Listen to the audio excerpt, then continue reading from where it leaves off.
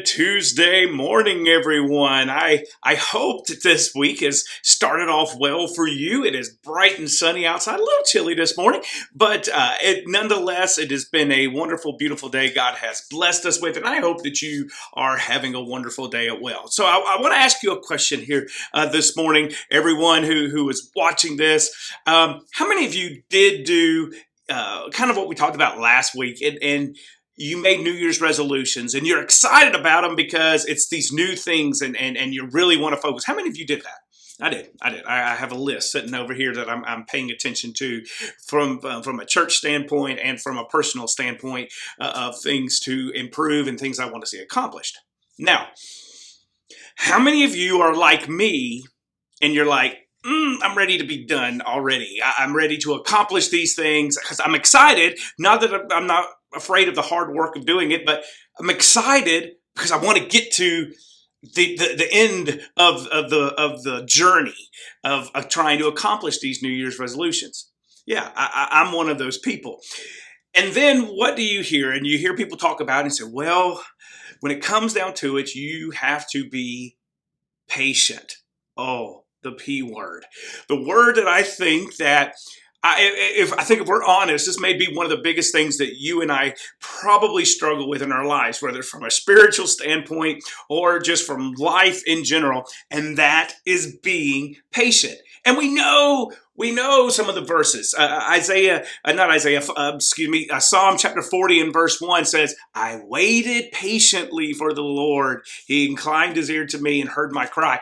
And we're like, yes, I want to wait on the Lord. I want to wait on the Lord. But doing that is another thing. We know that 1 Corinthians 13, where Paul says love is what? Patient. But here's the deal with patience. I remember when, I guess I was in college still. I was young in college and something wasn't going right with school. And I'm talking to somebody who I looked up to, and we were out chatting, and he said, well, what's your prayer life like? And I told him what I was doing and what I was praying for. And he says, oh, please don't tell me you prayed for that. I said, well, yeah, I prayed for that. What was wrong with what I was praying for? He said, please don't tell me you were praying for patience. I said, well, yes, of course. That's why, I thought that's what I'm supposed to do, like wisdom, patience, faith, all this stuff. And he said, because there's only one way to get patience. It means you got to be impatient. It means things are going to happen that's going to test your patience to get it to grow.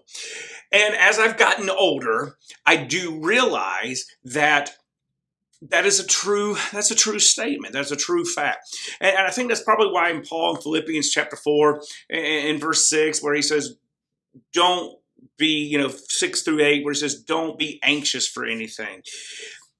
We as human beings and us as Americans, and especially living in 2023, we are so used to having everything given to us right then. If we want to look something up, Google. If we want to order food and we want to get it done, fast food line. In fact, we can do it now. We can order it from our phone and it can be there when you come and pick it up. We have all of these things that help us speed up, but you can't speed up learning patience. And that's my challenge to you. If you're in one of those moments and you're looking at your New Year's resolution or you're looking at something that you want to accomplish, there's a few things that I have in my head right now that I am trying to accomplish, both at work and both in a personal life. And I'm sitting here and it's almost like I feel like I'm trudging through molasses, trying to get to the other side. And it's slowing me down because I'm trying to get to the end of the journey. But I've got to take these steps along the way to get to that journey. And I'm excited about getting there, but I've got to be patient with myself. And let me tell you this, and let me say this to you. If you are doing one of these things and you are attempting to change something or you're wanting to seek something accomplished, and it's on you. It's on something that you have to work on, whether maybe it's you look at your weight. Maybe it is, and you want to be healthier as a person. Maybe it's you want to be a deeper Bible student. Maybe it's you're trying to do some of your finances. Maybe we could be 1,000 other things. And that's going to take time. Can I offer you this? And let me plead with you with this. Give yourself grace as you're doing this. This is not a journey that will happen that you're going to do today here on Tuesday, and Wednesday morning you're going to wake up and it's going to be all completed. It's going to take steps. It's going to take time. It's going to take patience to get to that journey. and give yourself grace. There are going to be times where you may make a little stumble and you got to get back on track. It may just be, man, it's taking forever. Give yourself grace to be able to know we're going to get through this. And do hold on to what David said there in Psalm chapter 40. I did wait patiently for the Lord. And what I found is this: 40 plus years of living, take it for what it's worth, and I've done everything to go impatiently and try to do the things impatient.